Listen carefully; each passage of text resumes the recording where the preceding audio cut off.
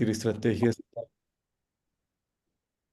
El objetivo de esta sesión es dar un panorama general de las desapariciones forzadas en México, compartir estrategias para acercarse a colectivos de búsqueda y estrategias para tender puentes entre gobiernos y colectivos.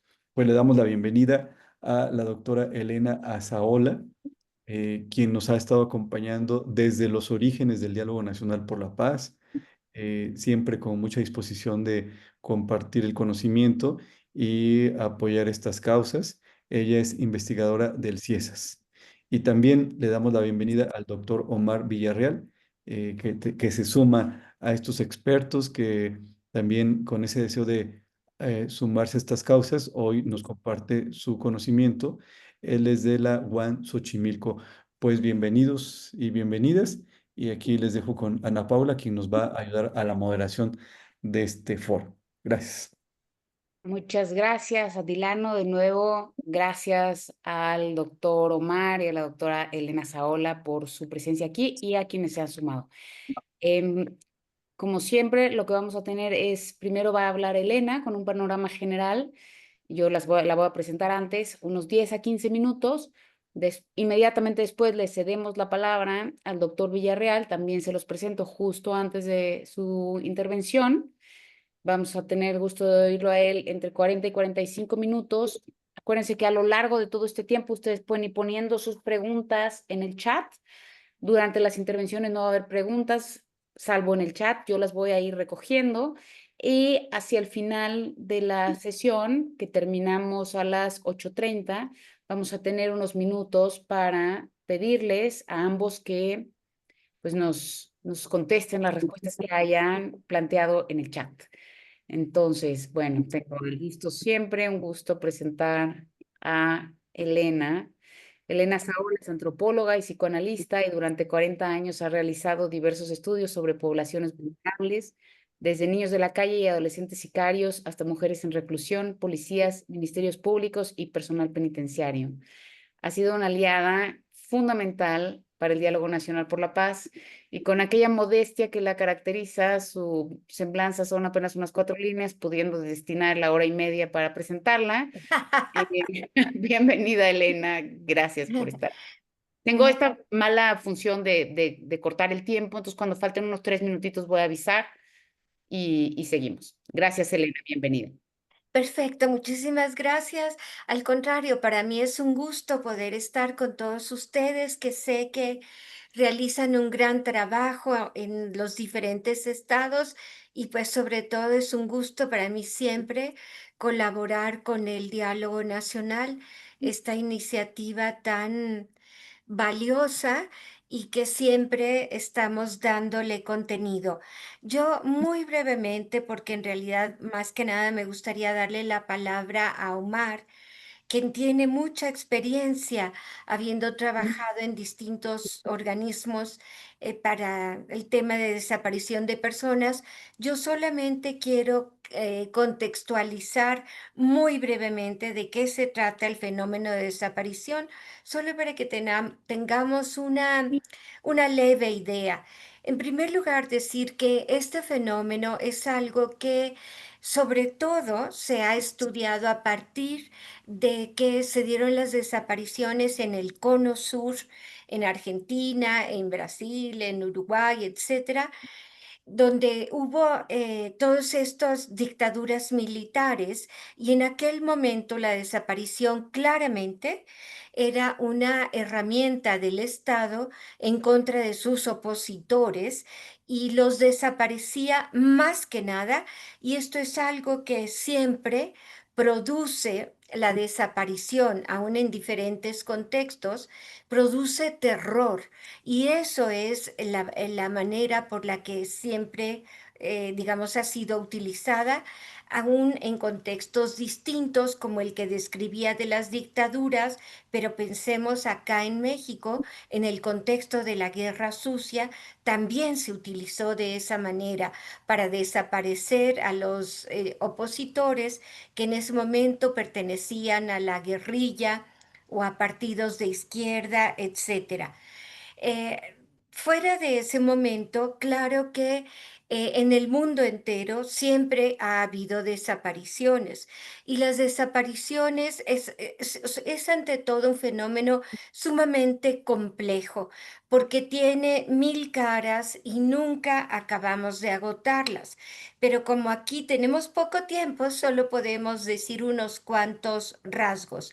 Decir, por ejemplo, que este, en los contextos de guerra, por supuesto, o de conflictos, pues por supuesto que las desapariciones se agudizan porque casi siempre los enemigos que matan a otros los sepultan para que no puedan ser encontrados, para que no se les pueda responsabilizar de esas muertes, pero fuera de esos contextos de guerra, y como pues en cierto modo también lo hay en nuestro país, fuera de esos contextos, yo diría que las desapariciones más frecuentes ocurren, hay que estar conscientes de eso, en el ámbito familiar y en el ámbito de los conflictos interpersonales, es decir, cantidad de gente y básicamente mujeres son desaparecidas porque las matan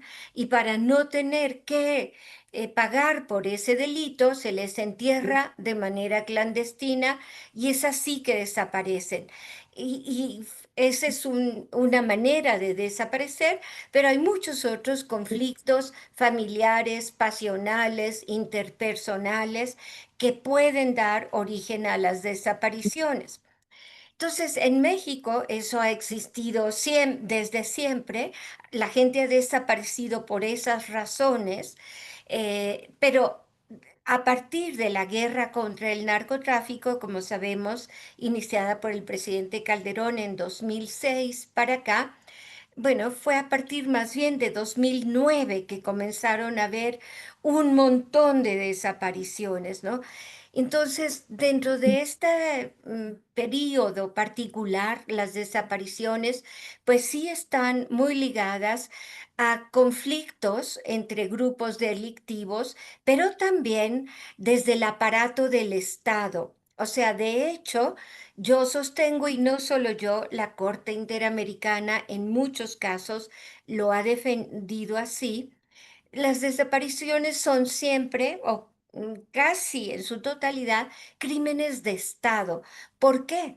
Porque a pesar de que no siempre lo cometan fuerzas o agentes del Estado, de alguna manera u otra el Estado resulta responsable porque no protegió a la gente de ser desaparecida, porque no investiga esos casos, porque oculta la verdad. Y aquí es otra característica que yo quiero destacar muchísimo del fenómeno de la desaparición en México. Es siempre un fenómeno que se niega, se oculta, em, siendo que sería del interés general de la población conocer este fenómeno y conocerlo a fondo, pues en primer lugar para protegerse y por supuesto en segundo lugar para, bueno, para tratar de ayudar a aquellos que han sufrido este fenómeno, porque como sabemos, la desaparición, tantas veces se ha dicho, es mucho más terrible que una muerte, que sabemos qué le pasó a un ser querido, dónde está, y podemos honrar a esa muerte. De hecho, la desaparición es un fenómeno que además lo que hace no es solo arrancar a la persona de su medio y de su vida cotidiana, sino lo que hace es traspasar muchas barreras civilizatorias, como es esa posibilidad de honrar a sus muertos. ¿Cuántas veces hemos oído a estas madres buscadoras diciendo que lo que quieren es tener el resto de sus hijos, sus hijas, para poder tener un lugar donde llorarles, donde honrar su muerte? Entonces, esta desaparición, como sabemos, produce daños profundísimos en el tejido social, desbarata familias, ocasiona un sufrimiento que es difícil explicar con palabras, se acaba la vida de las personas que rodean a un ser querido que ha desaparecido, porque esas familias siempre van a estar preguntándose y buscando y no pudiendo disfrutar su propia vida. De hecho, se generan múltiples conflictos familiares porque hay un sentimiento muy frecuente que la madre quiere ir en busca de ese hijo desaparecido o hija y los hijos que quedan o el esposo pues siempre sienten que ellos son relegados y eso produce muchos conflictos porque dicen, ¿por qué tú estás buscando y dedicando tu vida a eso? Y nosotros que aquí estamos entonces, bueno, es un fenómeno complicadísimo. Yo la verdad que no quiero extenderme para dar mayor oportunidad de que podamos escuchar a Omar.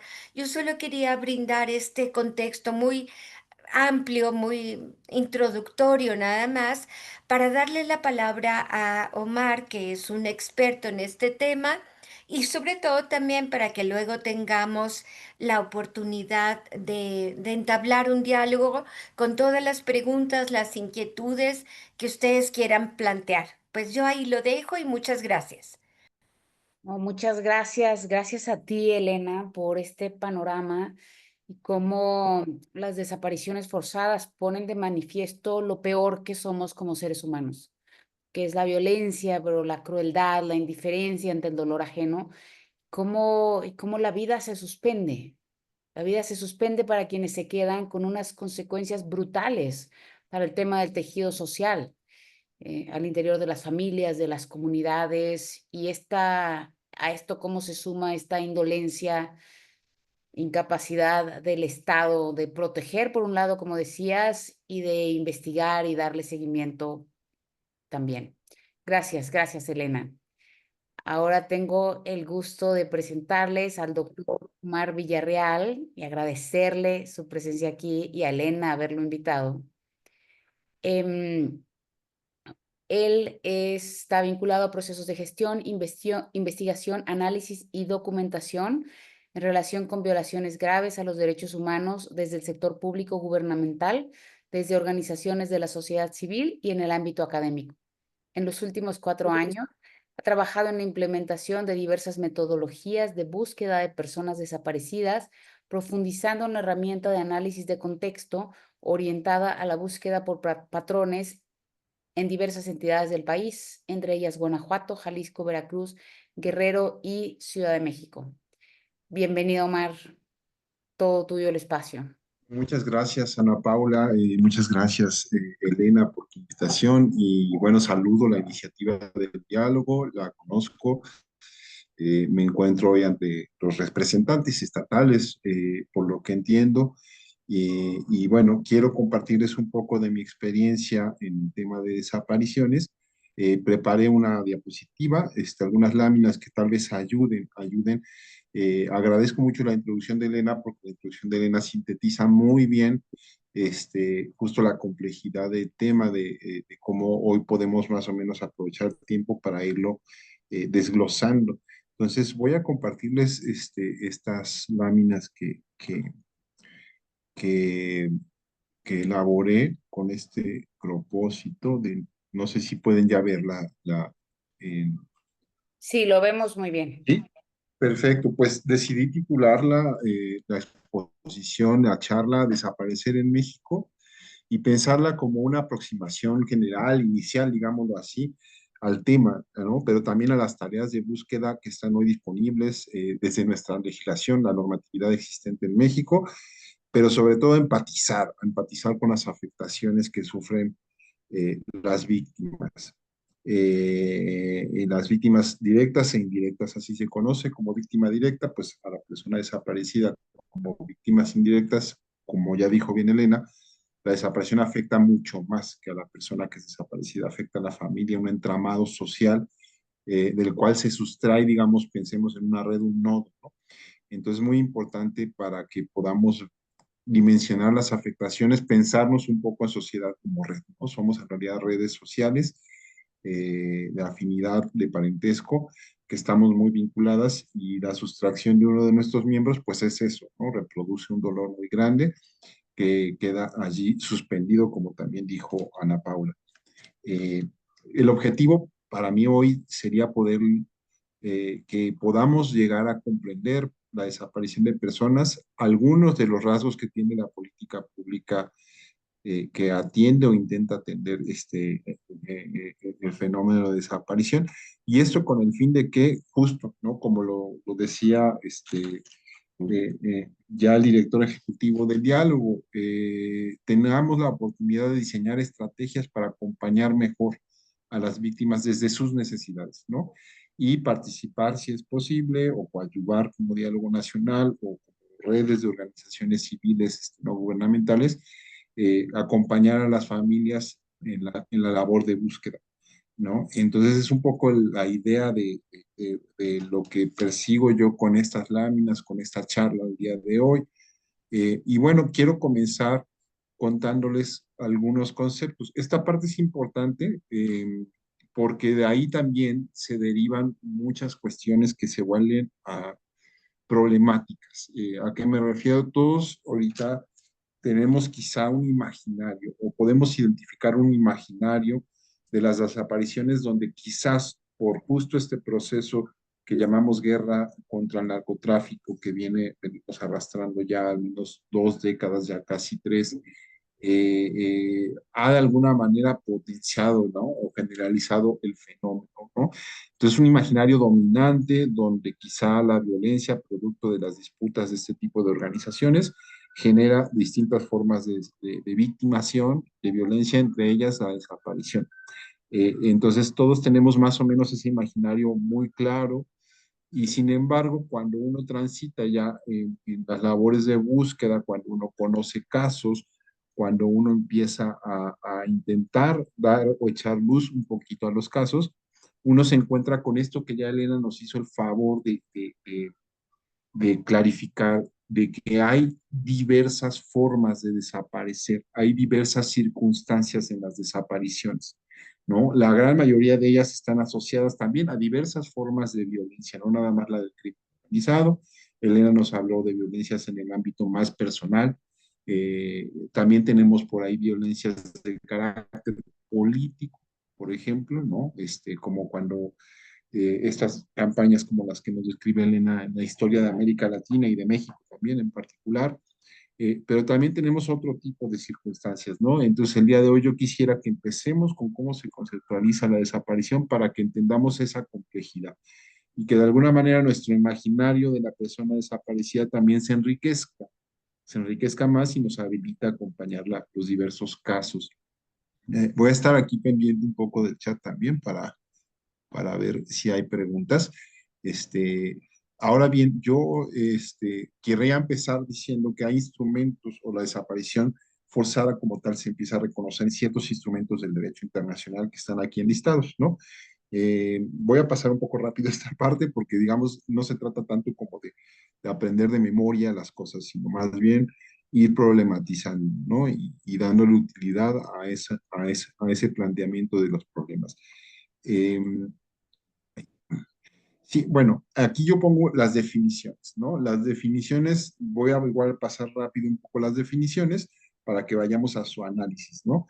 Las definiciones de estos tres instrumentos coinciden, básicamente es una calca una del otro, ¿no? Y coinciden en los siguientes elementos comunes. Desde los años en que estos instrumentos del derecho internacional definen la desaparición, la tenemos como una privación de la libertad.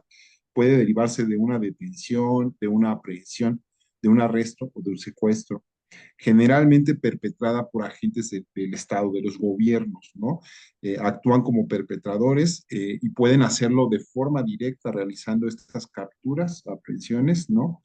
O pueden hacerlo a través de particulares que actúan con su autorización, apoyo o aquiescencia. Aquiescencia es un concepto que vamos a ver siempre allí y es consentimiento, ¿no? Tiene que ver con que, bien, ahora aquí pongamos atención porque podemos recordar, por ejemplo, cómo en estas campañas que nos describe Elena, tanto en las dictaduras militares de Argentina como en la los gobiernos en los años 70 que llevaron la denominada guerra sucia, esta represión contra los opositores del régimen en ese entonces en nuestro país, usaron, por ejemplo, fuerzas paralegales, paramilitares, es decir, particulares entrenados o no, que actuaban o realizaban este tipo de crímenes y otros, ¿no? Vamos a decir, por fuera de las estructuras oficiales, pero de alguna manera en acorde con ellas, ¿no? Grupos como los halcones, ustedes tal vez tengan referencia, ¿no? Que fueron creados para estos fines en México, ¿no?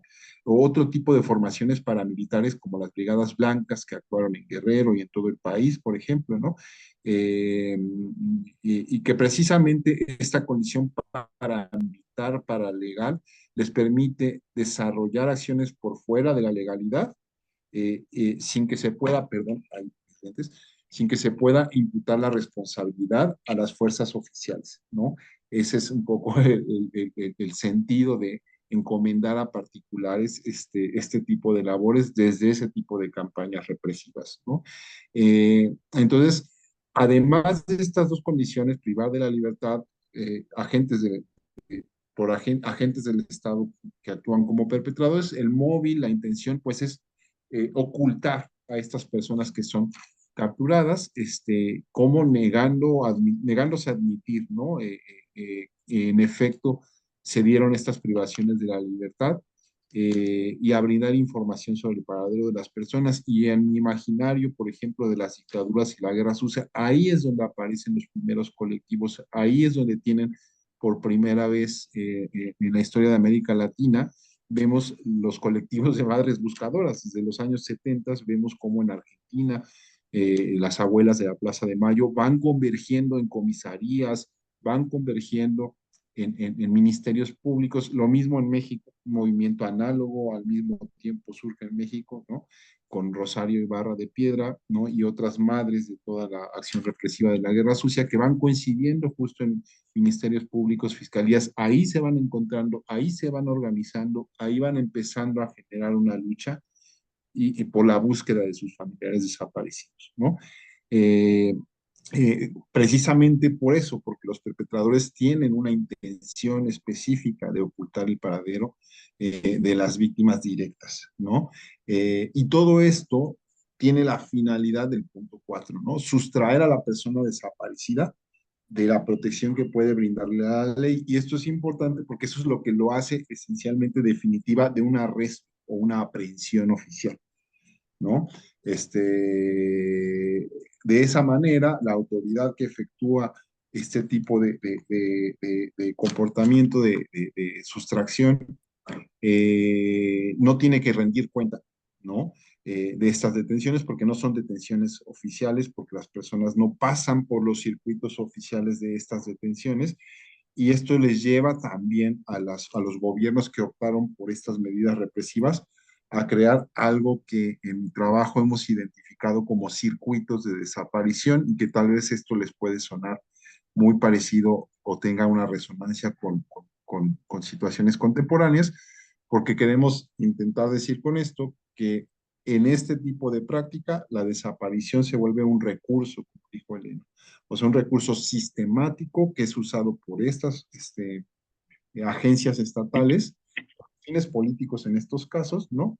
De reprimir a las oposiciones y que no tengan que rendir ninguna cuenta, ¿no? Legal. Entonces, por eso, si vemos estas definiciones, ¿no? Las definiciones que tienen que ver con los organismos internacionales vigentes hasta hoy, todas tienen que ver con momentos históricos muy concretos de ese momento pasado. Y con esto trato de decir que toda legislación surge de una coyuntura temporal, ¿no? En el espacio-tiempo, ¿no? Y hay que verla de esa manera. Entonces, por eso les pongo fotos. Aquí, si mal no recuerdo, pues estamos viendo el asalto al Palacio de la Moneda en Chile, ¿no? Esto es cuando Pinochet toma la moneda.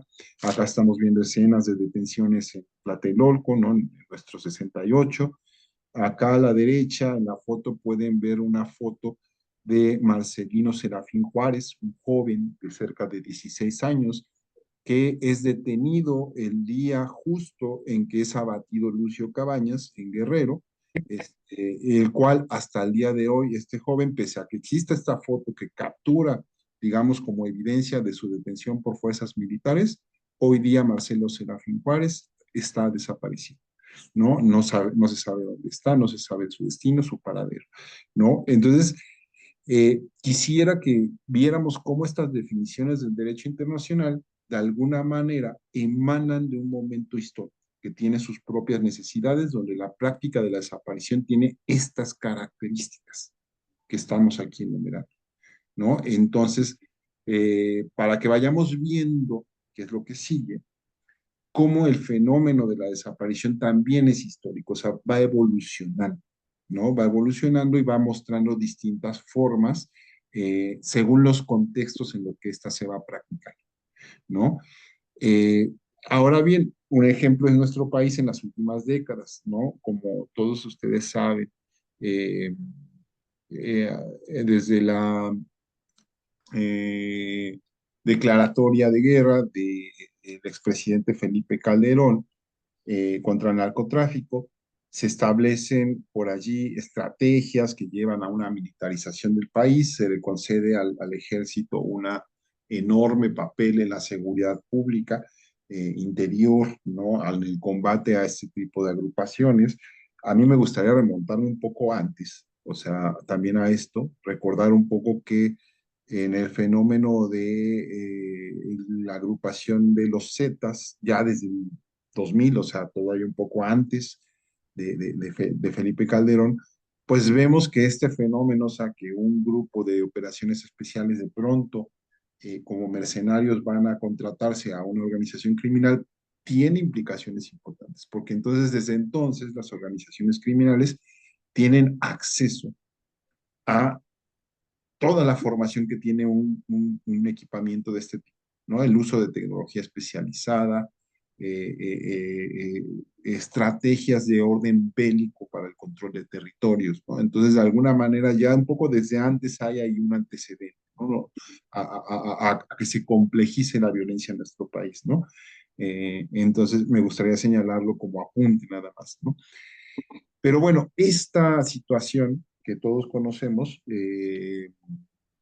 pues como dijo Elena hace un rato, viene haciéndonos ver más o menos desde 2009 con mucha preocupación un creciente fenómeno, ¿no? Donde vemos multiplicarse la desaparición de personas en nuestro país, producto de este tipo de conflictos, donde a veces participan autoridades, donde a veces no participan necesariamente autoridades, pero también de alguna manera los perpetradores o estos grupos se granjean, vamos a decirlo así, la protección de autoridades para hacer su operación delictiva general o global en un territorio, ¿no? Entonces, no solo la participación de autoridades es directa, ¿no? Tengamos eso en cuenta, ¿no? También las autoridades participan por la omisión, vía la omisión, permitiendo a una organización como esta tener una operación delictiva amplia que se va extendiendo en el tiempo, ¿no? Y resultado de esas desapariciones también en las últimas 2 décadas hemos visto emerger, así como vimos, ¿no? En la Guerra Sucia en México, me prefería a Rosario Ibarra de Piedra, como en Argentina las madres de la Plaza de Mayo, hemos visto emerger un enorme movimiento de madres y familiares, vamos a hacerlo extensivo, no solo son las madres, participan hijas, hijos, participan, ¿no? En la búsqueda de sus familiares, ¿no? Esencialmente son madres, pero tenemos ahí un movimiento. Digo esto porque hace poco asistí ahí a la presentación de un libro que se enfoca un poco en las niñeces en búsqueda, o sea, niños que están buscando o que fueron niños durante la desaparición de sus padres, hoy son adolescentes o jóvenes ya mayores de edad, ¿no? Y siguen participando en la búsqueda de sus padres o madres, ¿no?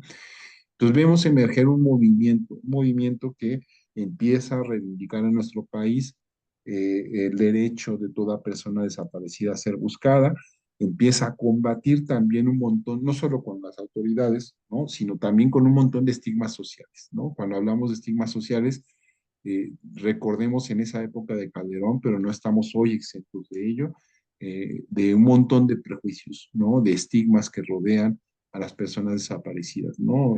Los clásicos ejemplos de, bueno, en algo andaban, ¿no? O bueno, seguramente se fue por su propio pie y regresará, les solían decir muchas veces en las fiscalías a las familiares que reportaban una desaparición, por ejemplo, ¿no? Espere 72 horas y luego vuelva para empezar una denuncia. Todo este tipo de fraseos que estoy ahorita diciendo, pues dan cuenta de un montón de estigmas con las que en los últimos 20 años se enfrentaron pues las familiares de personas desaparecidas, ¿no? Se organizaron en colectivos o incluso por título personal o en pequeños grupos, se empezaron a realizar y a tomar un poco las búsquedas en sus propias manos, ¿no?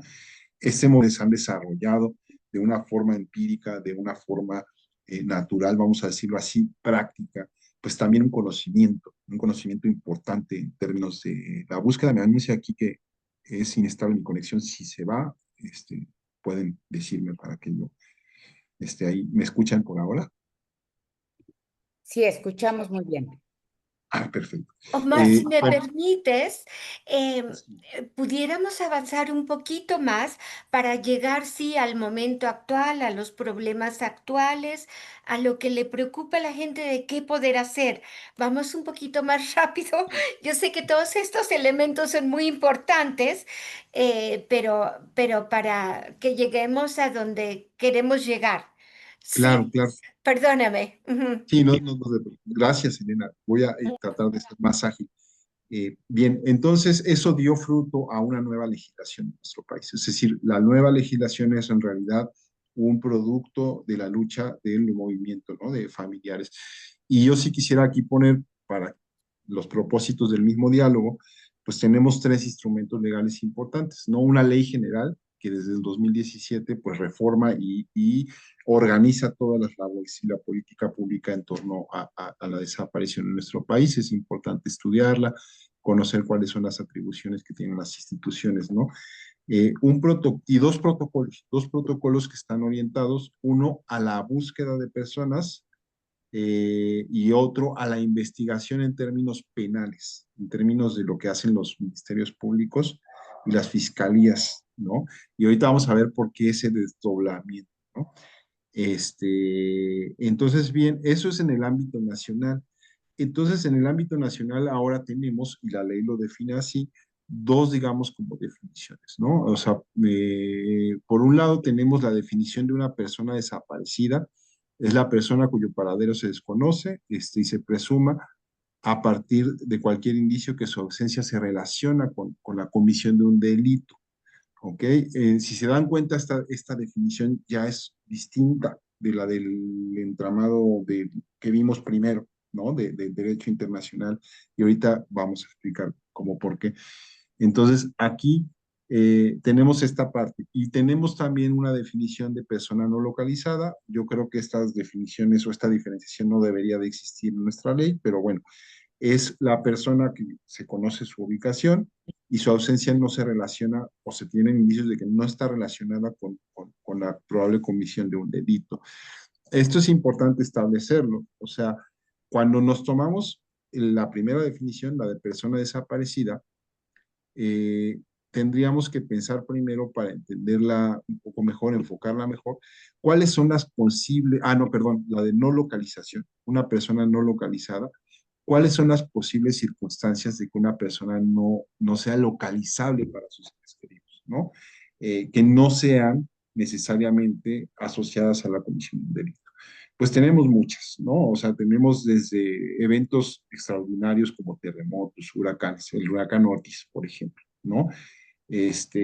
Accidentes, se puede producir un accidente en una persona y de pronto esa persona está incomunicable o ilocalizable para sus familiares, pero los familiares no saben que se produjo ese accidente, pero el efecto sigue siendo el mismo, ¿no? Para los familiares, ¿no?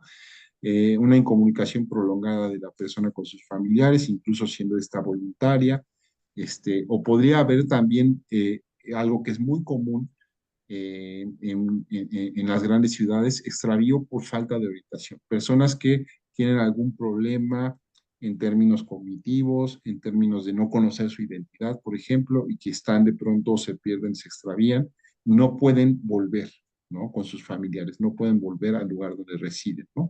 Entonces, estos son los casos de personas no localizadas, de acuerdo a la ley, vamos a decirlo así. Y tenemos la definición de persona desaparecida, ¿no? Que en esencia nuestra legislación nos dice que se considera una persona desaparecida cuando su ausencia o se tienen indicios de que su ausencia puede estar relacionada a la posible comisión de un delito, ¿no?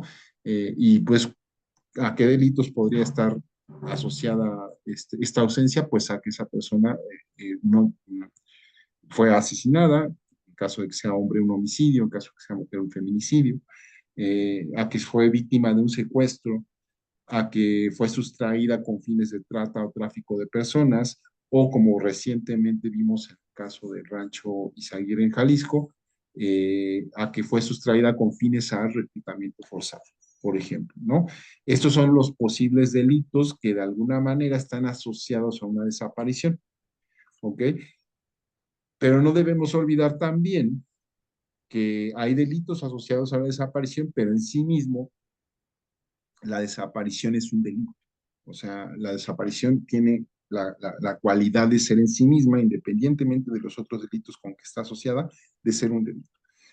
Y en ese caso, recupero lo que decía hace rato de esos dos momentos, el pasado y la guerra sucia y la guerra contra el crimen, para que veamos cómo si nuestra legislación dio un cambio importante que se contrapone a las definiciones del derecho internacional. Nuestra legislación reconoce dos tipos de desaparición, ¿ok? La primera es la desaparición forzada, que es esencialmente la misma definición que nos dan los instrumentos internacionales, ¿no? Sucede esta cuando los perpetradores, los responsables son servidores públicos, ¿no? O particulares que actúan con su autorización, ¿ok? Y tenemos una nueva figura, ¿no? O tipo legal, le llaman los abogados, que es la desaparición cometida por particulares. Y esto es cuando hay particulares que sin estar asociados a autoridades gubernamentales cometen precisamente la privación ilegal de la libertad de una persona con el fin de ocultar a la víctima y su suerte o paradero. ¿Okay? Esto es un cambio radical, importante. Para mi gusto es un avance importante porque entonces de alguna manera es adaptar el instrumento mexicano, la ley, ¿no? A condiciones muy específicas que históricamente se producieron en el país, las ya referidas, ¿no? Hoy día tenemos actores privados, vamos a llamarles así a los grupos criminales, o incluso, como nos decía Elena al principio, personas que desde la vida privada y doméstica cometen el delito, privan de la libertad de una persona, podrían incluso cometer un homicidio o un feminicidio irregular y ocultan el paradero de la persona para evitarse precisamente tener penas legales, ¿no? Entonces, en ese ámbito tenemos esta desaparición cometida por particulares, distinguida de esta otra. Ahora, si pongo atención hoy en estas definiciones es para que veamos cómo las dos definiciones, o sea, la que viene del derecho internacional con las que hay ahora en México, de alguna manera hacen una reflexión compleja, ¿no? Que tendríamos que empezar a considerar. Y bueno, ahora yo quisiera centrarme, algo que también ya Elena nos introdujo un poco, a algo que llamo formas de desaparecer. No son necesariamente las únicas, pero yo elegí estas cuatro categorías para más o menos irles ejemplificando a qué tipo de circunstancias pueden obedecer las desapariciones, ¿no? En nuestro país, en esta, digamos, situación actual, ¿no? En la que nos encontramos hoy. Y son estas cuatro, ¿no? La violencia organizada, en otras violencias ocurridas en el ámbito privado, una violencia más que sin ser tan explícita como las otras dos, está todo el tiempo, es permanente, que es la violencia social estructural, o sea, la desigualdad interseccional, ¿no? Entre hombres y mujeres, entre clases sociales, etcétera, ¿no? Y lo que llamamos o podríamos denominar desaparición institucional. Entonces voy un poco uno a uno, explicándoles cómo estas formas de violencia están allí, digamos, en la base de lo que produce desapariciones. Y bueno, en primer lugar está la violencia organizada, ¿no? La violencia organizada es aquella que produce victimización sistemática y generalizada. Y esto es importante, ocurre cuando los que cometen estos crímenes no son personas, actores aislados, ¿no? Sino que están organizados y conforman una estructura criminal, ¿no? Esta estructura criminal puede usar recursos públicos o recursos privados, o sea, indistintamente, y ejecuta la violencia con una planificación racional, ¿no? De acuerdo a un propósito específico, busca o tiene objetivos muy concretos, ¿no? Y aquí hay muchos ejemplos, ¿no? Desde el Holocausto nazi tenemos, pues eso, al gobierno alemán nacionalsocialista, con el proyecto, vamos a decir así, de concentrar y exterminar a la población judía, no solamente a la población judía, como todos conocemos, ¿no? Las ya referidas dictaduras y la represión en América Latina, incluido México aquí, ¿no? Que ya hemos también discutido. Como nos dijo Elena, ¿no? Como resultado de conflictos civiles, guerras, crímenes internas, o sea, crímenes de guerra, la desaparición y se vuelve también sistemática, o sea, se vuelve un recurso al que los actores, los bandos en disputa recurren de una forma sistemática, y el crimen organizado, que también, si bien no son guerras civiles, pues sí tienen disputas que se parecen a las guerras civiles en tanto que están conflictuándose de manera armada por territorios, por el control de los territorios, ¿no? Entonces, esa es, digamos, como una forma de desaparecer, ¿no?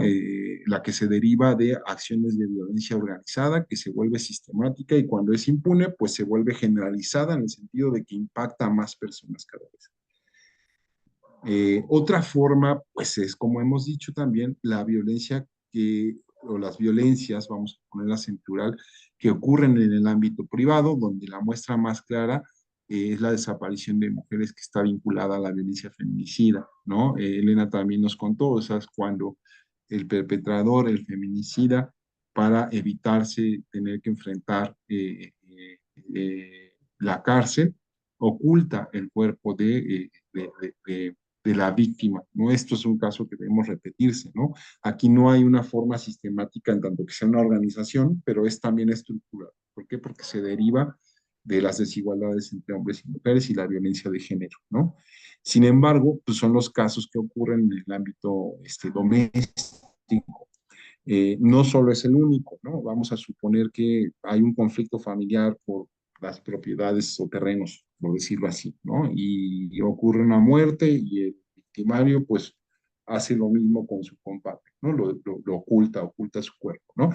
Entonces, también ahí tenemos que la desaparición de las personas, en este caso cometida por particulares, ¿no? Ocurre en un ámbito que no necesariamente está sistemático. Ahí sí tal vez podemos hablar de que se trata de casos que están aislados y no están relacionados unos con otros, ¿no? Bien, esa es otra forma de violencia. Una forma de violencia es también derivado de las desigualdades estructurales de nuestras sociedades, que le son intrínsecas, que son parte de nuestra sociedad. Y aquí un poco recurro a esto que llamamos interseccionalidad, ¿no? O sea, si han escuchado eh, que las desigualdades de alguna manera, por ejemplo, no es lo mismo en términos sociales del acceso a derechos y privilegios, ¿no? Ser mujer en Nueva York que ser mujer indígena, por ejemplo, en México, ¿no? A eso me refiero con interseccionalidad, ¿no? Derivado de este tipo de desigualdad que a partir de una condición social específica, como ser indígena o como ser mujer, o como ser, se van viviendo situaciones sociales de precarización y de vulnerabilidad, ¿no? Entonces, un ejemplo muy claro aquí son quienes viven estas situaciones de precariedad, que de alguna manera esa vulnerabilidad les hace susceptibles de ser desaparecidos. ¿Por qué? Por el simple hecho de, por estar aislados de una red social y no vivir, como la población de calle, por ejemplo, no hay quien note su ausencia. No sé si me explico, que eso es lo fundamental en una desaparición. Lo fundamental en una desaparición es que alguien nota tu ausencia, tu familia nota tu ausencia, tus seres queridos notan tu ausencia. ¿Qué pasa con los pobladores de Cali? ¿Quién nota su ausencia? ¿Para quién son ellos unos ausentes? ¿No? Entonces, ahí también tenemos una población vulnerable y una forma de desaparecer. Las condiciones que hacen a estas personas precarias las vuelven vulnerables a la desaparición de muchas formas. Y otra forma de desaparecer se ha empezado a llamar ya como desaparición institucional, está asociada con la llamada crisis forense. Tal vez han escuchado este concepto. Alude a la falta de capacidad del gobierno en México, los gobiernos en México en cada estado, eh, para identificar cuerpos de personas fallecidas, ¿no? Los cuales se tiene, el Estado tiene, el gobierno tiene esos cuerpos, pero no sabe quiénes son, porque no tiene capacidades para periciales, forenses, para poder lograr su identificación. Les pongo este cartelito, esta infografía, pero no está actualizada. Hoy día se reconocen 72,000 cuerpos de personas fallecidas sin identificar en nuestro país. 72,000, por ejemplo, ¿no? Muchos de esos cuerpos están en fosas comunes. ¿Qué quiere decir? El Estado tiene resguardo de ellos. No están, a diferencia de, pues, de la violencia sistemática, en una fosa clandestina, sino en una fosa común de algún panteón, por ejemplo, ¿no? O en instalaciones de los servicios forenses, centros de resguardo, incluso muchas veces sus cuerpos son donados, aún pese a que eso ya no debe de hacerse, ¿no? A universidades con fines de investigación, por ejemplo. Tenemos 10 minutos más, Omar. El caso es, sí, termino. Estos casos digamos, se tiene el cuerpo, pero no se sabe la identificación. Por lo tanto, debemos estar seguros que a esos cuerpos algunas personas los están buscando, sus familiares les están buscando, ¿no?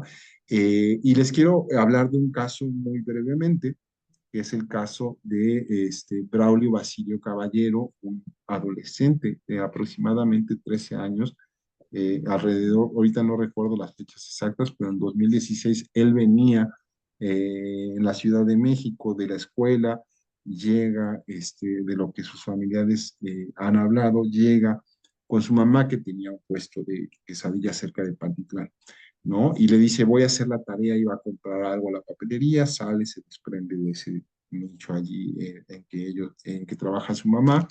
En el camino, bueno, y ese es el último contacto que tiene su familia con Braulio. Muchos años después se supo que en el camino Braulio sufrió un accidente, ¿no? Un taxista al parecer lo atropella, lo arrastra, no sé si 100, 200 metros. Braulio muere en plena vía pública de la Ciudad de México, o más bien no alcanza a sobrevivir, es llevado en una ambulancia a un hospital, no llega con vida, es llevado a los servicios forenses, quienes por su complexión, porque al parecer él era, ¿no? Lo registran con un cálculo de edad como adulto. Entonces, durante 8 años, su familia recorre todos los nodos de los servicios forenses buscando a un niño de 13 años que ya estaba allí, pero registrado como adulto. Por lo tanto, nunca va a haber un match en la información que permitiese a la familia, ¿no? Saber que Braulio se encontraba allí, que había sido víctima de ese accidente deliberado, que también no fue un accidente nada más, y pasan 8 años hasta que las investigaciones logran hacer todas esas conexiones. Entonces, ¿qué pasa aquí? Aún si no hay una intención, en estos casos que se definen porque no hay ni intención de ocultar a la víctima, pero hay un mal funcionamiento institucional en todas las instituciones que involucran este tipo, nada más, no me refiero solo a las forenses incluso, sino las que tienen la capacidad de hacer atenciones inmediatas, registrar accidentes, no funcionan de una manera óptima, adecuada. Entonces, rápidamente, digamos que la persona que recibe el reporte de la desaparición de Braulio pudo haber requerido, ¿no? Información sobre la desaparición en los días de la desaparición de Braulio y tener esa línea como línea de investigación. Pero no se hizo porque no hay una coordinación adecuada. Y eso genera, aunque no haya un efecto en las familias, el efecto en las familias es igual, es igual. Entonces, bueno, esas son 4 formas en las que yo agrupo las circunstancias en las que yo me he encontrado casos, ¿no? Casos de desaparición, y que son los que regularmente hoy se enfrentan. Hoy tenemos pues una legislación, como decíamos, que nos llevó al país a la Comisión Nacional de Búsqueda y las comisiones locales de búsqueda. Esto es un dato importante en caso de ustedes, que son representantes estatales del diálogo nacional, ¿no? Reconstruir el entramado de instituciones que a nivel local está ahorita ocupándose, ¿no? Y generar ahí como una agenda de trabajo con las autoridades locales que se dedican a la búsqueda. Y las organiza en un sistema nacional de búsqueda. También se ha creado un registro nacional de personas desaparecidas y no localizadas como un instrumento de búsqueda y se han implementado 5 tipos de búsqueda. Entonces voy a ir brevemente porque ya nos queda poco tiempo. Este sistema nacional de búsqueda se compone por estas instancias, ¿no? La Secretaría de Gobernación, la Secretaría de Relaciones Exteriores, que en algún momento actúa sobre todo en casos de búsqueda de personas migrantes, la Fiscalía General de la República, la Comisión Nacional de Búsqueda y sus comisiones locales de búsqueda, el Secretariado Ejecutivo del Sistema Nacional de Seguridad, la Policía Federal y hay un Consejo Ciudadano, pero bueno, ya ahorita les voy a platicar. También ha habido esfuerzos de la autoridad un poco por restarle valor a la participación ciudadana, incluso de las familias en esta instancia, vamos a decir que es la instancia, una especie de gabinete de búsqueda, por decirlo de alguna manera, ¿no? A nivel nacional. En nuestro país las divisiones de las tareas de búsqueda e investigación están de alguna manera separadas. ¿Qué quiere decir esto? Las fiscalías son responsables de realizar las búsquedas y también la investigación penal, y las comisiones locales de búsqueda y la nacional no tienen ese carácter en investigación penal, pero coadyuvan a las acciones de búsqueda, ¿no? Esto con la idea de fortalecer el trabajo, la labor de búsqueda, ¿no? Eh, y hay otras, la misma ley, yo les recomiendo mucho tenerla también ahí cerca de ustedes, eh, delimita funciones de otras autoridades, ¿no? Por ejemplo, hay otras autoridades que no, tal vez no tengan que desencadenar acciones de búsqueda, pero que sí están obligadas a, a brindar información cuando se requiere, ¿no? Entonces, eso es importante, ¿no? Desde el 2017 con la ley hay fiscalías, por un lado, especializadas que investigan y buscan, y comisiones de búsqueda que coadyuvan en la búsqueda, ¿no? Tenemos también un registro nacional, que es, a mí me gusta decir que el registro nacional se propuso con la idea no de ser un listado de personas desaparecidas, ¿no? O sea, que va contando, no es un conteo de cifras. El propósito, al menos inicial, del registro nacional era es que fuese una herramienta para la búsqueda de personas. ¿Qué quiere decir esto? Que en ese registro debería de estar cargado con información que realmente sea útil para la búsqueda, no nada más los nombres de las personas, ¿no? Y eso también ahorita pues es todo un tema, ¿no? Porque el registro tiene algunos fallos. Aquí es importante decir que, bueno, esto lo voy a reservar para el final, pero que también la situación política de nuestro país, el debate por las cifras, enrarece mucho, mucho, mucho la discusión sobre el registro y en general sobre el tema de la desaparición. Y hay 5 tipos de búsqueda también, o sea que por ley de alguna manera los gobiernos, tanto estatales como locales, deben de realizar, ¿no?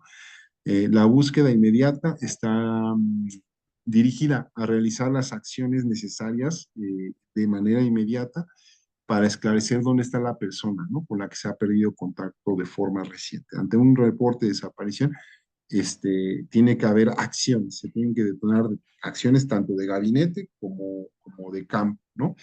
Aquí la principal responsable de estas acciones es la comisión local, evidentemente por su carácter territorial, ¿no? La búsqueda individualizada es cuando, digamos que al no tener indicios en la búsqueda inmediata de la localización de la persona, entonces empieza un proceso de investigación de más largo aliento, ¿no? Es donde ya participan sobre todo las fiscalías realizando entrevistas, pidiendo declaraciones y fortaleciendo los actos de investigación necesarios para dar con el paradero de las personas.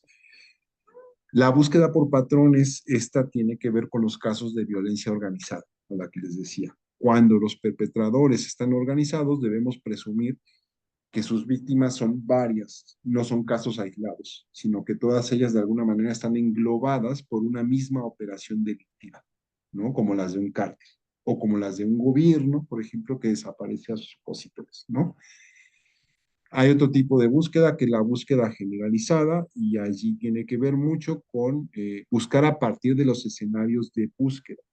Se recurre a panteones o a escenarios de donde están personas en vida, cárceles, hospitales. Ay, terminó. Sí. Este, bueno, termino nada más esta idea y ya.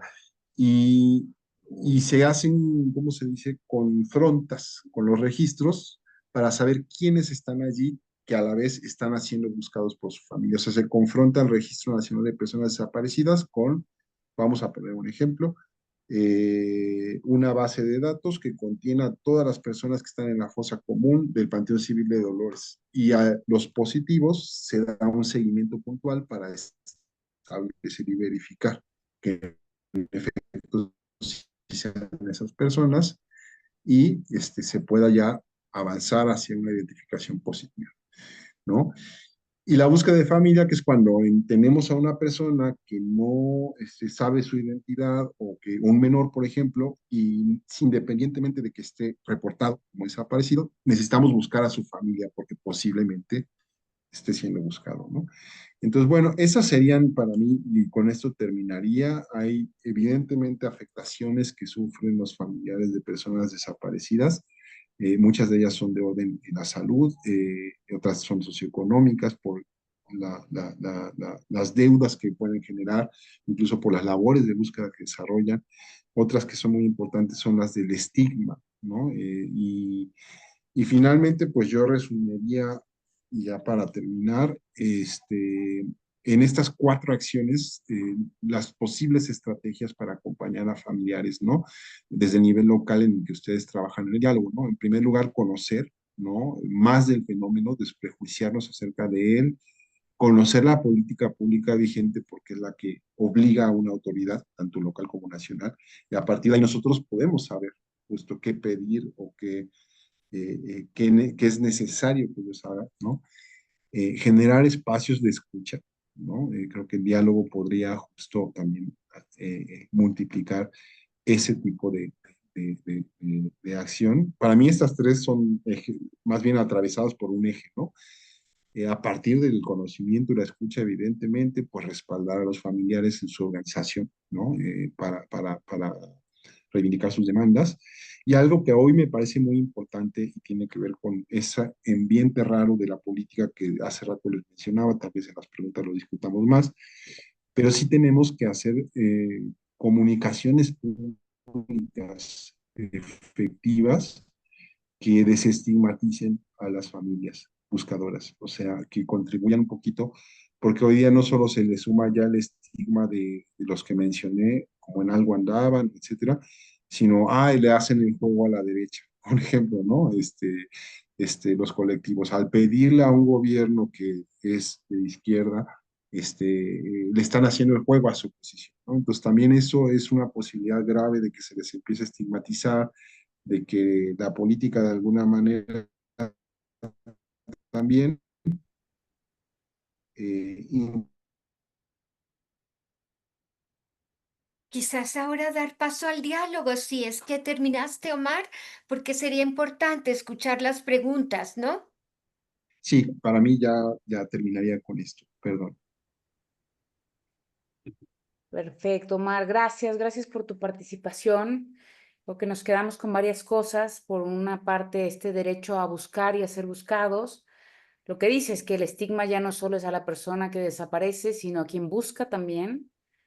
Y luego esta diferencia entre la desaparición forzada y las desapariciones cometidas por particulares, que de alguna manera Elena había dicho en su intervención que el Estado es responsable, directo o indirecto, de manera activa o pasiva, de las desapariciones, por acción o por omisión, por no cuidar, por no buscar, ¿no? Entonces,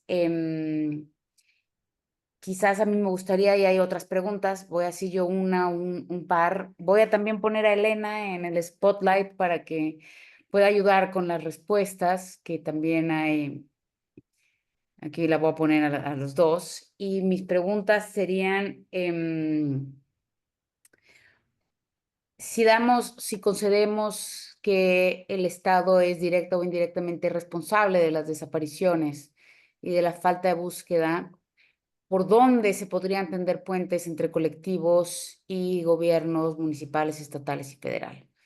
¿No? Esa sería una de las preguntas. Y voy a leer varias de las que están aquí. Les recuerdo que pueden seguir usando el chat. Voy a leer varias y de pronto contestamos por bloque. Aquí hay una pregunta de Rafael Ibarra, que es: ¿alguna experiencia en la que el gobierno acepta su responsabilidad en las desapariciones, escucha a las familias de búsqueda e implementa acciones para la recuperación de las personas desaparecidas? Otra es: ¿alguna iniciativa que atienda a las infancias, adolescencias y juventudes de personas desaparecidas? ¿Cómo avanzar en la colaboración? Esta se parece un poco a la que yo había planteado, a la colaboración con gobiernos y revictimiza a las familias buscadoras e invisibiliza a sus tesoros. Y de pronto una más, bueno, dos más, y que son todas las que están, y ya mientras responden vemos si alguien más quiere preguntar. Las siguientes dos y últimas que tenemos es: ¿cuáles serían las políticas públicas que el gobierno de México tendría que implementar para evitar la desaparición forzada de personas en territorio mexicano? Y la última: ¿qué implicaciones tiene el cambio de narrativa para llamarles madres buscadoras y ya no colectivos de búsqueda, movimiento nacional como procesos organizados? Pareciera una forma de desorganización. Gracias por las preguntas y vamos aquí a hacer una pausa de las preguntas, escuchamos las respuestas y sigo yo aquí pendiente del chat. Les cedo la palabra a Omar y a Elena. Gracias. Adelante, Omar. Ujú. ¿Perdón? Adelante, Omar, para que Adelante. respondas. Yo complementaré si hay alguna cosa, pero si Ok. quieres responder esas preguntas. Sí, bueno, son todas muy interesantes. Yo, bueno, iré como las fui anotando.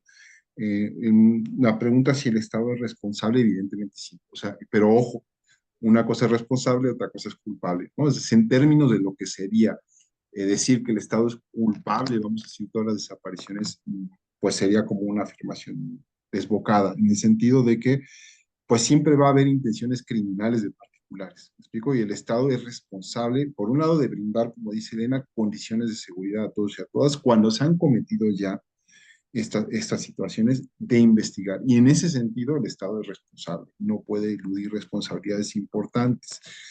Tenemos una configuración política, me parece hoy, muy complicada, ¿no? Para este tipo de trabajo, ¿no? Porque bueno, y esto, por eso para mí un poco la discusión sobre los conceptos, ¿no? Entre desaparición forzada, desaparición cometida por particulares. A mí me parece que esa distinción hace posible hoy que diferenciemos que en nuestro país el delito o los delitos de desaparición adquieren una complejidad mucho mayor a la de los años 70 y por lo tanto requieren también la instrumentación de metodologías de búsqueda distintas a solamente plantearlos así. Pero creo yo que en la discusión política también, que era a lo que me quería referir hace rato, se da allí y ese imaginario general es usado o empleado también por todos los actores políticos, tanto el gobierno y la oficialidad, vamos a decir, como los opositores, y lo que estamos dejando afuera de esa discusión es precisamente las víctimas. Entonces, por eso yo diría, pongámosle primero en el centro, también entendamos la complejidad del fenómeno, ¿no? Entonces yo diría, sí, el Estado siempre es responsable, porque el Estado está obligado hoy con la ley y los instrumentos que aquí someramente yo les dice, a realizar determinadas acciones, a fortalecer las capacidades, por ejemplo, en identificación de personas fallecidas, por ejemplo, ¿no? Y es también criminal no hacerlo, ¿me explico? O sea, es también una omisión grave y una violación grave a los derechos humanos, seguir dejando pasar el tiempo sin que se generen esas capacidades, porque ya vimos, desde las afectaciones a las familias, no importa, digamos, si la causa de la desaparición sea un terremoto, no importa si la causa de la ausencia de la persona sea el crimen organizado o la perpetración doméstica de un delito, ¿no? El efecto es el mismo, el efecto de la desaparición. Entonces yo diría que sí, el Estado es responsable, pero tendríamos que ser capaces de matizar de qué está haciendo o debe, de qué es responsable el Estado, ¿no? Para no enrarecer la discusión así, ¿no? Sino llegar a tener ese matiz me parece importante. No sé si Elena, tú quieres Omar, comentar. sí, nada más tenemos 12 minutos para el resto de las preguntas, solo para tener en el radar los tiempos y poderlos distribuir y que se respondan la mayor cantidad de preguntas posibles, por favor. Bueno, yo nada más abundaría en esta, bueno, que es una pregunta dificilísima. ¿Qué políticas habría que hacer para evitar desapariciones? Dios mío, serían tantísimas que es imposible, pero yo creo que, por supuesto que mientras existe este contexto de violencia y estas complicidades que vemos entre autoridades, crimen organizado, empresarios, todo lo que se llama las redes de macrocriminalidad. Hay tantas tareas, o sea, mientras exista toda esa violencia y toda esa criminalidad, y todos estos conflictos va a ser muy difícil poder reducir las desapariciones. Pero yo sí creo que, digamos, todo empieza, número uno, por reconocer el problema y que las autoridades lo enfrenten con la verdad, con ese deseo, que sean sensibles. Yo creo que eso sería un avance importantísimo y, en fin, tantas cosas que hacer, ya no tomo más tiempo, pero eso quería decir. Sí. Bueno, Gracias, Elena. eh, bien, sobre cómo tejer puentes, o sea, entre instituciones y sociedad, me parece que allí es muy importante, y pensando en ustedes que son representaciones estatales, o sea, a nivel local, de sondear el panorama en su localidad, ¿no? O sea, conocer los colectivos que actúan, que se agrupan, y conocer a las autoridades que están allí y empezar, como decía, a partir del conocimiento de que sí tenemos política pública en los últimos 6 años, nos toca hacerla valer. O sea, es un recurso, ¿no? Es decir, yo me encontré en la dificultad, si los cuento un poco, como de colaborar cuando empiezan estas instituciones a crearse. Dentro de ellas, no siempre he tenido las mejores experiencias de ellas, ¿no? Pero sí me queda clara una cosa, o sea, creo que la situación es mejor con ellas que sin ellas. O sea, aun cuando este, hay muchas falencias todavía, hay muchas carencias, hay muchas dificultades. Me refiero a las instituciones de búsqueda, particularmente las fiscalías nunca han trabajado. Necesitamos, ahora sí que como para llegar un paso más adelante, tenemos que apuntalarnos bien en el escalón de abajo, inmediatamente anterior. Entonces, en realidad yo considero que sí debemos de empezar a conocer estos instrumentos y hacer una valoración desde allí. Entonces, por ejemplo, y esto tiene que ver con otra pregunta, ¿no? Ahí dijeron si movimiento o colectivos, se me hizo muy interesante porque para que se diera este cambio legislativo y estas políticas públicas se consideró, se creó un gran movimiento nacional. Yo creo que es momento hoy, por cómo están los temas y por el poco avance que ha habido un poco en rendir cuentas en términos de búsqueda de personas, y las situaciones que vemos que se derivan de lo que Elena ya dijo. Eh, eh, Importante reactivar ese carácter nacional de movilización, ¿no? Y ahí es donde tal vez los acompañantes, que no somos necesariamente familiares en búsqueda, pero les acompañamos, tenemos como esa función de, por eso decía, acompañar y apuntalar. Es muy importante porque volverle a dar esa dimensión, movilizarnos con ellas y con ellos, ¿no? De nuevo, porque sinceramente creo que los gobiernos no actúan más que cuando las cosas realmente son, cuando la gente se moviliza, precisamente. O sea, solo cuando la gente se moviliza y le es un costo político no actuar a los gobiernos, es cuando los gobiernos realmente despliegan acción, ¿no? Ahora, para eso me parece importante. Otro actor importante es, por ejemplo, pues hay profesionistas que se dedican a lo forense o al acompañamiento, a la psicología, ¿no?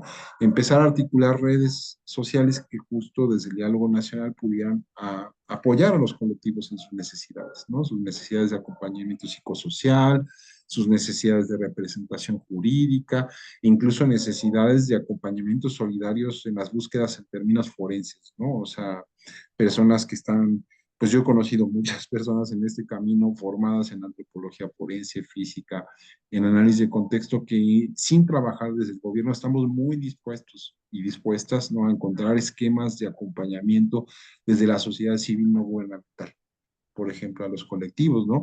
Entonces, seguir tejiendo ese movimiento nacional, no solo colectivos atomizados unos a otros, sino ayudar a que de nuevo los colectivos le den fuerza a una movilización nacional, me parece importante en la coyuntura actual, donde el gobierno a veces minimiza el tema o privilegia el manejo de lo que llamamos control de daños, ¿no? Frente al tema. Se defiende más bien de los opositores, ¿no?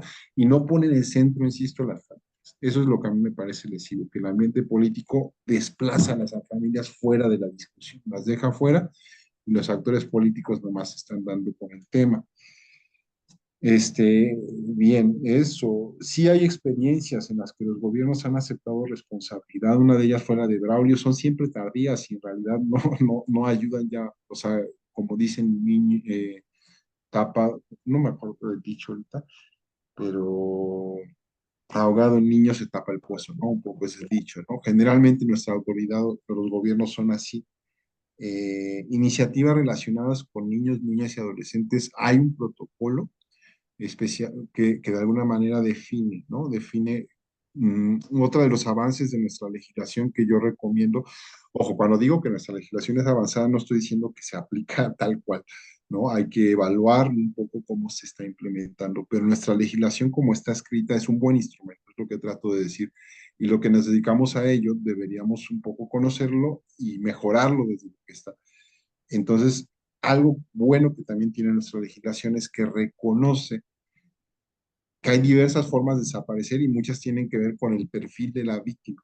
Por lo tanto, no se busca igual a una mujer que podría haber tenido antecedentes de que su casa fue violentada por sus compañeros, de lo que se busca, por ejemplo, a un defensor o defensora del territorio, que posiblemente su desaparición está asociada a esas actividades de defensa del territorio y ahí una entidad política o criminal fue la perpetradora de esa desaparición. O sea, se llama enfoque diferenciado. Como no se busca igual a un niño, ¿no? Porque un niño tiene vulnerabilidades que un adulto no, ¿no? Entonces, nuestra legislación más o menos captura esa diferenciación en cuanto a los perfiles victimológicos y genera más o menos diversos protocolos de actuación en cada caso, ¿no? O nos orienta a los que nos dedicamos a búsqueda a eso. Eh, y bueno, eso, yo no sé si hay más preguntas, pero yo haría más bien ese llamado, es decir, eh, tratemos de estar cerca de las familias en un momento donde la situación política de nuestro país, independientemente de cuál sea, ¿no? O sea, nuestra posición, no está de alguna manera, a mi juicio, poniendo en el centro a las familias, ¿no? Y lo que ellas necesitan y piden. Y evidentemente, sí, como dice Elena, cómo evitar más desapariciones, pues básicamente sí, o sea, tiene que ver con la estrategia de seguridad que siga el gobierno, ¿no? Es decir, si no se logra establecer, por ejemplo, esa ruptura real entre la colusión a la que estamos acostumbrados a ver entre autoridades y organizaciones criminales, pues las disputas en el territorio y la violencia se sigue extendiendo, ¿no? O nada más va cambiando, desplazándose de sitios en el mapa, pero sucede, sigue sucediendo. Muchas gracias, Omar. No sé, Elena, si tienes algo más. Hay varias preguntas más en el chat que tienen que ver como cómo aterrizar esto en la práctica y en el terreno del acompañamiento hacia colectivos, hacia las exigencias que se pueden hacer. Preguntan cómo hacer algo para que pueda servir el Registro Nacional de Personas Desaparecidas.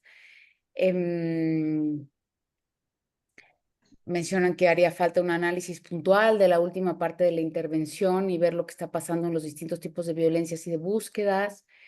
Em, ¿Qué otra cosa? Sí, la verdad es que hay muchas preguntas, muchas inquietudes.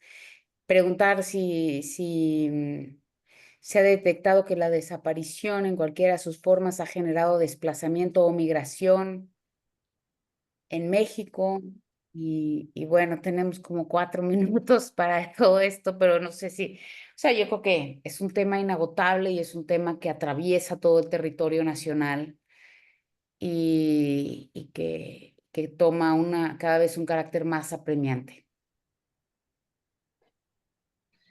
Bueno, Pues yo sí, creo que aquí se han puesto sobre la mesa ideas y yo enfatizaría esto de que como hay tantos contextos tan diferentes, la invitación tendría que ser para que cada uno de los representantes de los estados intente elaborar, aunque sea un mínimo diagnóstico, de cuál es el tipo de desaparición que prevalece en su entidad, cuál es el estado del problema y esto que sugirió Omar, que me pareció muy bueno, tratar de armar una red que auxilie a los colectivos en atención a la salud, en atención psicológica, en atención específica para los niños. Yo creo que eso sería buenísimo si pudiera hacerse. sí, Gracias, totalmente. Elena. Omar. Sí, y aunado a ese diagnóstico de carácter local que podrían hacer como representantes una agenda y un directorio, como decía hace rato ya, o sea, sondear los colectivos que actúan, sondear las autoridades sin nombre de quién es el titular de la Comisión Local de Búsqueda en mi localidad, en mi estado, ¿no? ¿Cuáles son los funcionarios? ¿Cuándo se sostienen reuniones? Si tienen consejo ciudadano o no tienen, por ejemplo, ¿no? Ahí hay como elementos para armar una agenda, me parece, desde lo local. Empezar a intervenir, acompañar a familiares, ese sería importante. Y poco a poco en lo local, porque es cierto, como dice Elena, los contextos varían. O sea, yo quiero insistir, y esto no quiero que se entienda como que estoy negando la violencia en nuestro país, no, no, no, de ninguna forma. Tenemos un problema crónico y estructural de violencia organizada particularmente, pero sí quiero insistir en que no todas las desapariciones se derivan de esa crisis. Hay muchas otras violencias que podemos conocer de manera específica y en las que tenemos que actuar de distintas formas. Y a eso apelo a tener ese microenfoque, vamos a decirlo, más específico, ¿no? Para poder hablar, ahí dar cuenta de eso, como sugería alguien en la pregunta de analizar más a fondo estas violencias, sí necesitaríamos más, más espacio que el que fue concedido hoy, pero con gusto en otro momento yo podría preparar algo de los de que mi experiencia ha aprendido. Esto porque sí, como también por ahí un comentario, una pregunta dice, estos delitos conforman gramáticas de la violencia. O sea, la desaparición, como bien dijeron por ahí, no está separada de otros delitos y violencias como el desplazamiento. Por ejemplo, una comunidad campesina en Guerrero se va a desplazar ya cuando tiene 5, 6, 7, 8 o 20 desaparecidos. No sé si me explico. O sea, se van haciendo un continuum de violencias que generan el desplazamiento, ¿no? Asesinatos, desapariciones a la misma comunidad hasta que la comunidad dice, chao, o sea, dejo mi tierra y a ver a dónde nos vamos todos, ¿no? Entonces, estudiar las violencias y ver cómo se organizan sí ayuda a entender estas gramáticas, cómo se van estructurando, organizando, ¿no? Unas con otras. Y finalmente, este tema del registro nacional es algo importante, o sea, es algo importante y también tiene su complejidad, O sea, hace un año y medio el presidente empezó a cuestionar fuertemente su propio registro, lo cual me parece que fue un error, y convocó a este llamado censo. Me parece más con intenciones políticas, a esto me refiero, ¿no? Que de otra forma, y generó mucho descuido, mucha incluso que produjo revictimización, ¿no? Y que generó el temor de que se fueran a borrar registros, etcétera, ¿no? No sucedió así, al final el registro de personas desaparecidas sigue estando como está. Lo más importante es demandarla ahí sí a la autoridad federal, no lo local, que clarifique cómo funcionan estos registros, porque no es el único registro que la ley mandata. Ojo, es importante. Hay otros registros, como el de personas fallecidas sin identificar o el banco forense, que ahí están en la ley desde 2017 y simplemente no se han creado. Y cuando la presidenta, ahora que pasó lo de Teuchitlán, los propuso como propuestas novedosas, era, ojo, eso ya está en la ley desde 2017. El problema es que hasta el día de hoy no se ha avanzado, o sea, para esas otras elementos e instrumentos de búsqueda, ¿no? Entonces es importante eso destacarlo. Y yo no soy especialista en el registro, ¿no? Pero por ponerles algún ejemplo, sí hay veces en las que el registro solo tiene un nombre, a veces hasta incompleto, sin apellidos de la persona. Entonces, por más que sea un registro imborrable dentro de esa plataforma, ¿cómo buscas al de quien solo tienes su nombre de pila? ¿Me explico? Entonces, en realidad el registro debe tener o estar estructurado para que el reporte y la persona reportante realmente aporte información que sea útil, porque si no es imposible. Es imposible buscar una persona de la que solo el único elemento de información que tienes, pues es el nombre de pila, ¿no? No hay Gracias, hechos de Omar. desaparición. Muchas gracias, Omar. Pues quedan muchas preguntas en el tintero. Es un tema muy, muy amplio, pero muchas gracias, Omar. Gracias, Elena, por sus intervenciones, por compartir, por estar esta noche aquí con nosotros. Creo que el trabajo de entender mejor el fenómeno de las desapariciones en México, pues es una labor que desde el diálogo nacional no podemos eludir, ¿no? Entender mejor esto para encontrar la manera, primero, en cómo nos acercamos a los colectivos a partir de sus necesidades, de un conocimiento más amplio del contexto, como decía Elena, de la realidad, de la legislación, y con un profundo respeto, y a partir de las necesidades específicas de cada colectivo, que son distintas dependiendo de en qué territorio estamos hablando, acompañarles desde ahí, ayudarles a formar redes. Yo creo que falta en muchos espacios, hay muchos esfuerzos de vincular a los colectivos, pero falta todavía empezarles a ayudar a vincularse desde lo local. Quizás ese podría ser lo que mencionabas también, Omar, crear esos espacios de escucha, ¿no? Empezar por ahí, y empezar a tejer por ahí. Y una vez habiendo creado esos, porque lo que genera la escucha es confianza, y la confianza da pie a una mayor articulación, y la mayor articulación entonces da pie a poder tener una interlocución con el gobierno a partir de un conocimiento de eso, de las necesidades de la legislación y del muchísimo camino que nos falta por hacer. Entonces nos quedamos con eso y nos quedamos agradecidos. No sé, Atilano, si quieres cerrar. Pues más bien agradecer. A mí me ayuda porque estamos en estas mesas de diálogo con el gobierno federal. Entonces el lunes es la próxima mesa. Sí, creo que un gran tema la crisis forense, los cuerpos que tenían. Estaba pensando el caso de un amigo que sí estaba identificado el cuerpo de su hijo, pero le pedían, no sé si 60,000 pesos para sacarlo de la fosa. Entonces, más bien no tuvieron el dinero y le dijeron, si usted no me deposita de aquí a, no sé, a 3 días, su hijo va a la fosa. Entonces, muchos cuerpos están en la fosa de los más pobres que no han tenido el recurso para poderlo sacar. Entonces, está identificado, saben dónde está, pero no tenía el dinero para sacarlo de la fosa. Me hizo pensar eso. También yo creo que la otra crisis que hemos visto es la crisis de las fiscalías estatales. Y hemos visto que esas dos crisis recaen en la Fiscalía General de la República. pero pues sí, es complejo el tema, nos da muchas pistas, gracias, nos sentimos, o yo siento que tenemos aliados que nos pueden ayudar a entender y ver por dónde seguir impulsando los cambios que necesita el país. Pues yo les agradezco mucho en nombre del Diálogo Nacional por la Paz y esperamos vernos en otro momento, porque es un tema del cual necesitamos seguirnos formando aún más. Muchas gracias, Omar.